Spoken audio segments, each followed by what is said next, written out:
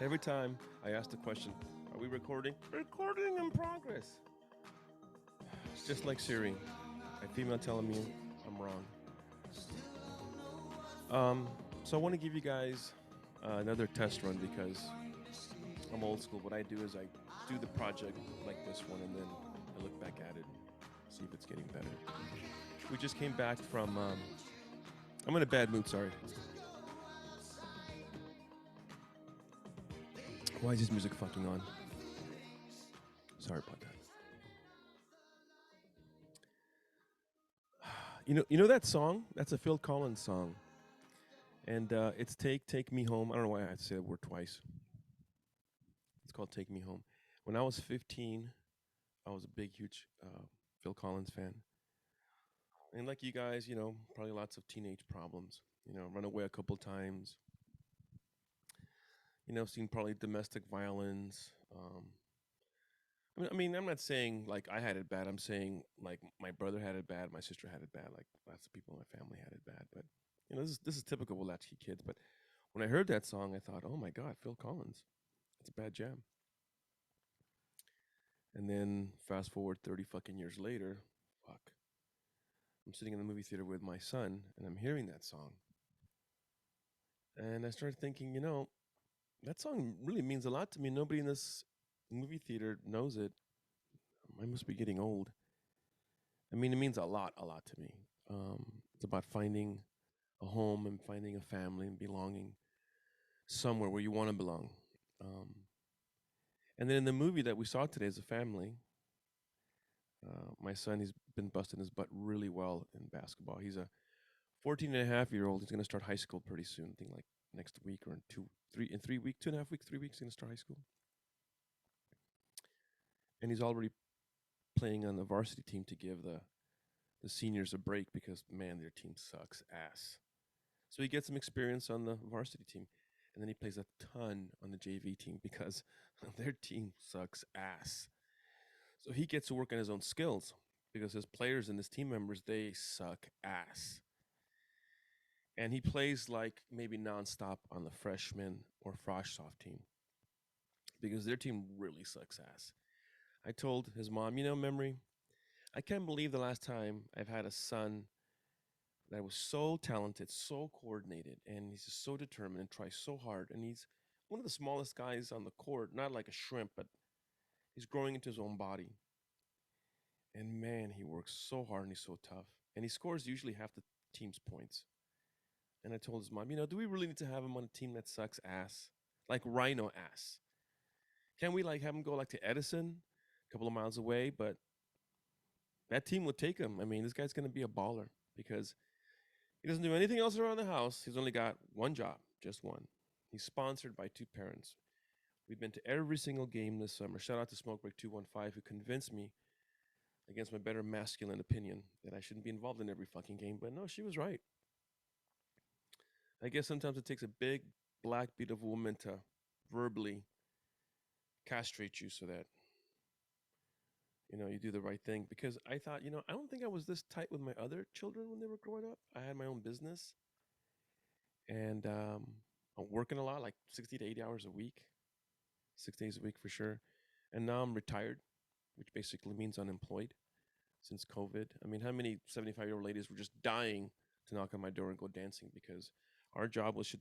Fuck you, Governor Newsom. Our job was shut down right away because, we're endangering all these senior citizens who are driving all these nice cars, going to restaurants, going shopping, riding their horses, buying dogs, going on vacations, still going to Nordstrom's and Macy's, going to fine restaurants. However, our dance studio, heaven forbid we have one dance lesson where we're locked into a space.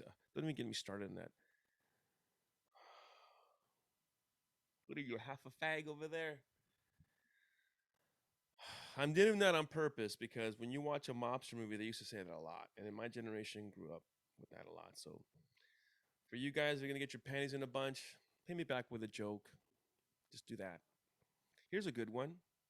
Every time I go into a gay room on the stereo app, and by I mean a gay room, I mean a room or a show that's hosted by a gay personality, the very first thing they ask me is this: "Oh, Uncle Leo, you're comfortable. How big is your penis?" I'm not kidding you. I have been not begged, but almost begged. Every time I do a show on stereo, like 3 times. And I get along with everybody. I lived in West Hollywood. I danced with the gays. I hugged with the gays. I slept with the gays. I ain't scared to sleep with nobody. And I'm talking about just hanging out. Hey, man, I was going through a bad divorce. Let me tell you. My sister lived in West Hollywood, so I moved in with her for a couple of months. It was awesome. And that's where I learned how to dance house music and all that stuff. But my best friend at the time was named Leon. He was like extremely gay, like flaming gay. I didn't have a problem hanging out with him. But what I'm saying is, when I'm hanging out gay dudes at a gay club or at my dance studio, when I used to have a dance studio and I had like 4 or 5 gay guys working for me, they hug me. Sometimes they pinch my butt. Sometimes they flirt with me. Didn't bother me. I thought they were just like female spirits in a masculine body or shell or whatever you want to. I mean, none of that bothers me. And so I know firsthand that yeah, they flirt. They flirt. So yeah, give me your best joke if you're gonna tell me you guys are that pure. I think we should make fun of everybody. You know why? Because racism is real. You know why racism is real? Because if you're born in Japan, you're gonna be a racist for meaning supremacist for Japan. If you're born in Italy, the same. France, like if you're born in whatever country you're born in, chances are you're gonna root for that team. And it's a fucking race. It's a human race, right? I'm not saying use your racism to hate each other. I'm saying, I like the R word. And if blacks can still say the N word, then why can't we say every other word? And I can't wait to do a show on that because, I mean, I think if you put everybody on the same playing field, right? Gender is socially constructed by whoever. You can't define what a woman is, or we can be anything we want. If that's the case, then identify myself as being equal to everyone, and I can use any word I want, and you can too. Which means now we just have our wits to have a conversation with, right? I'm so frustrated because you know how long it took to set up all this fucking equipment? I'm 53 years old. I got better things to do than learn how to set up equipment, number one. Number two, it's pretty successful. I'm glad we did it because, I'm a talker. Number three, and I was complaining to Smoke Break about this and Pete Ski when I did a show earlier today. I'm not used to not having a social life. I mean, I have a nice podcast studio. I've worked really hard a year and a half to get this. I have equipment. I have everything set up. All I got to do is put on some boxers in the morning or pajamas or whatever, slide in to my seat and just start going. Here, I had to put some sort of a which is good, a mobile setup, so now I can go anywhere and actually do it professionally. So I guess that's good. Um, and then I heard that song and I thought, wow, Smoke Break was right. This is one of the best summers ever. Hanging out with my kids, seeing him grow up, turning little by little into a man, seeing him become a baller. And I guess that's what you parents is that what you parents do? Is that why I see you guys get so out of shape and become like these little frumpy people because you're just kind of schlumpy? Every time I see you guys go, I always see these frumpy parents, but they love their families. Being in ballroom dancing, I guess we're always obsessed with how we look, the vanity of it all.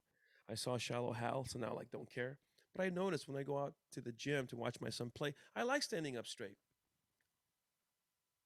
I like having a posture that says, "Hey, I'm feeling pretty good." I like walking to the gym saying good morning. But none of these white people ever say good morning to me. They just put on their sunglasses and look the other way. I think it's the tattoos or me being the only black American there. Leah, but you're not black. I'm not black. I'm what you would call uh, an original American. You see, my ancestors have been here for thousands of years, and the rest of you motherfuckers who got here late decided to move the fucking border. So my DNA has been running through here and the Iberian coast for a long time. So a lot of my Asian students or white people here in Orange County, they actually think I'm black. Then they hear me talk, and then they think I'm just confused. And then they see me date, and then they really know I'm just out of my gourd. No, my Japanese student, for like 2 years of having dance lessons with me, she goes, "Oh, you're not. Oh, we thought you're black. No, no, I'm actually Mexican American. Why give you the whole speech on me being here before you? No, I'm an American. Brown skin. I've been here a long time. Oh, you fancy Mexican. Oh, you see, she owns a couple of restaurants, her and her family, and and they only see Mexican brown people that don't look like me. Super conservative, hardworking. That's why I say we work hard like a Mexican. Like if I tell my friends, dude, just work hard like a Mexican, That means like you're gonna work 3 times harder to get that job. Um, yeah, man. I listen to people on stereo. My black brothers. I understand your struggle in the sense that I can relate to wanting you to succeed. I always tell my immigrant friends and my Mexican American families who say they don't want us in this country. That's probably true, but it doesn't matter what country you go, they're not gonna want you. Have you looked at yourself in the mirror lately? It's amazing to me how many of these Vietnamese women, Chinese women, European women come, and this is part of the country in Orange County. They get like these massive smiles and these eye contacts, and they start looking like Barbie dolls. But they all end up looking to me like they work in the red light district in some cheap part of Thailand or Amsterdam. I mean, I'm telling you, it's embarrassing. But ever since they made all those sex pills, the blue pill, and they're letting the baby boomers and their children live longer. I'm telling you, man, they're screwing more and more. Now you got all these 65-year-olds looking like wannabe sharers, and it's embarrassing. Not Johnny Cage. What's that guy's name? Raising Arizona, Nicholas Cage. Here's a horrible one. John Travolta. Have you seen these guys lately? Oh my god. It's like watching leathernecks with penciled in eyebrows and mustaches. These guys look horrible.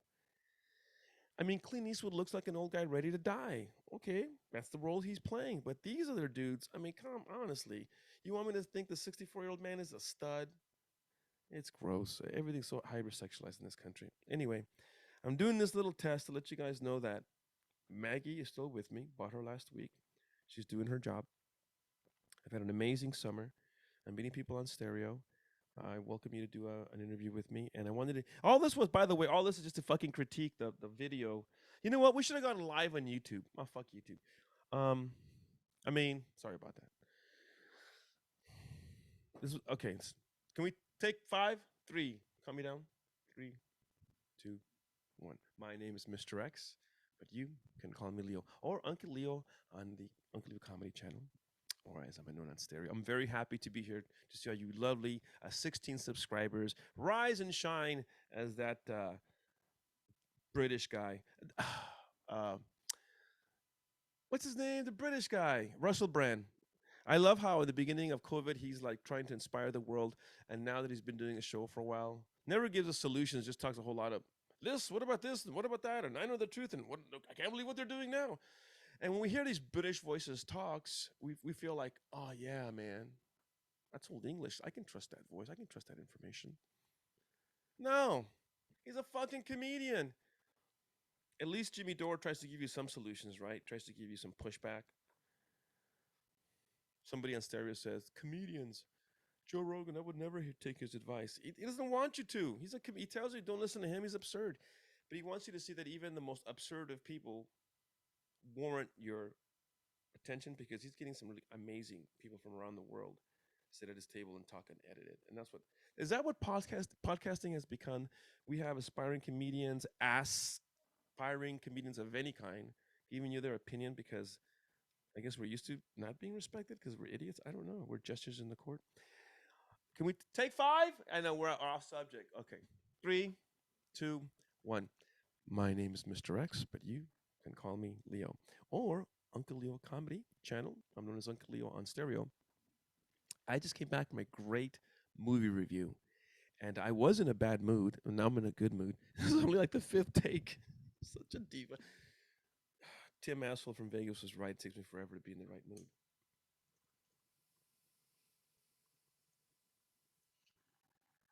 This is Maggie. She's been working hard since last week when I purchased her. Can you believe it? Cannabis was illegal a couple of years ago, and now it's legal. Damn good show. Yeah, damn good show. I love the Hodge twins. I love listening to two patriotic black Spartans give us advice on how better to respect the white man. Uh, if Red Fox was alive today to see what if Richard Pryor was alive today to see how the white man needs a leg up, I feel sorry for him. My son is white or Mexican, depending how you look at him. He's a blondie, so he looks totally whitey, but I'm yelling at him that he's doing a good job on the basketball court, and someone in the background is like, why is that dude yelling at that white kid? You should have seen it when he was at the park, like at 3 or 4 years old. He's super fast and he would run around. I would chase him.